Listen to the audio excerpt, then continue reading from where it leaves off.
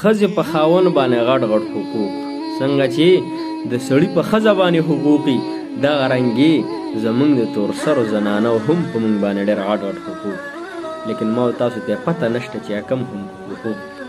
زه تاسو ته نن وایم، تاسو په غوږونو باندې واورئ او عمل به کوو، خپلو زنانو سره به ښه سلوک کوو، ځکه چې الله جل شانه بندګانې دي. ده الله جل شانه ډېر کمزوری مخلوق پیدا کړی او د آدم علیه السلام د ګسې پختۍ نه پیدا کړی، نو چې دې سره څونه په نرمۍ چلیږي که نه، نو دا به صحیح، او که نه په سختۍ ورسره چلیږي، نو دا د ګسې پختۍ نه ماته ایسته به ماته شي.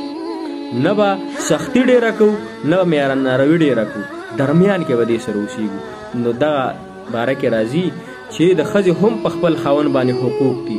هغه کې یو حقوق دا دی چې دې ته به معاش ورکوي، دې ته به کپړه ورکوي، دې ته به حدیث مبارک کې راځي مفهوم یې دا چې دې ته به مکان هم ورکوي. خو دې ښځې ته مطالبه وکړه چې ما ته به خپل کور ساتې او ما له خپل کور راکې، دې ته به خپل کور ورکولی شي، او دې ته به خپل کم چې مهر دی، حق دی، سونه ده، کو پیسې دي، خو یا بل څه شیز دی، نو هغې ته به خپل مهر ورکولی شي.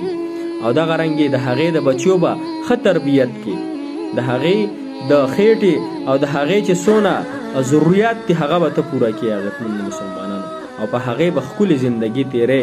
مطلب دا چې هغه به بار په کوڅو کې، په بازارونو کې، او داسې په نورو غم خادو کې به په داسې زندګۍ سره، داسې وخت سره به دا نه تېروي. مطلب دا به داسې دغه سره نه ځي چې هغه نور انسانان دې ته په غلط نظر باندې وګوري. او موږ ورته نری نری لوپټې ورپسر کړي، نری نری پړونې مو ته ورپسر کړي.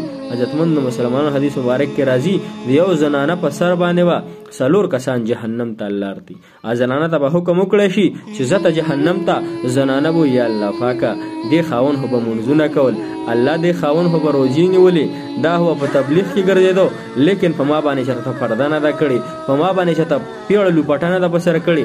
نن زمونږ کورونو ته وګورئ، نن زمونږ معاشرې ته وګورئ، زمونږ زنانه په بازارونو کې ګرځي، زمونږ زنانه د پردو دکاندارانو سره سوداګانې کوي، هغوی سره خبرې کوي، هغوی سره ګپې شپې لګوي. دا په سو دی، دا په سو دی. نو چې یو زنانه په داسې یوازې لاړه شي د کور نه بهر، نو دې پسې څونه شیطانان نښتي. او نن سبا چې زنانه څونه مطلب بې حیا ګرځي که نه، زموږ په معاشره کې تاسو سوچ وکړئ، زمونږ زنانه سرتورې ګرځي. او حدیث مبارک کې راځي مفهوم یې داسې دی، دا نری لوپټه په دې چې خته پکې ښکارېږي، نو په دې هم مونځ نه کېږي. او موږ دا نری نری لوپټې ورته په سر کړي، د الله نه موږ نه یریږو. هغه الله به هغه 4 کسان در یا جهنم ته چې به یې لار دی، یو د پلار، دې زنانه پلار، یو دې زنانه مشر ورور، یو دې زنانه خاوند، دا به الله جل شانه دا به جهنم تر دې د وجې نه ځي. په خپلو زنانو باندې د حیا او د عزت صادر خور کوي. هغه زمونږ دپاره حدیث مبارک کې راځي ښځې ستاسو دپاره فصل دی. نو زنانه الله جل شانه زمونږ دپاره پیدا کړي دي چې موږ هم په صحیح طریقې سره د هغوی عزتونو، د هغوی د لوپټو، د هغوی د صادرونو حفاظت وکړو او هغوی له ښکلې تربیت ورکړو، هسې نه چې الله جل شانه هم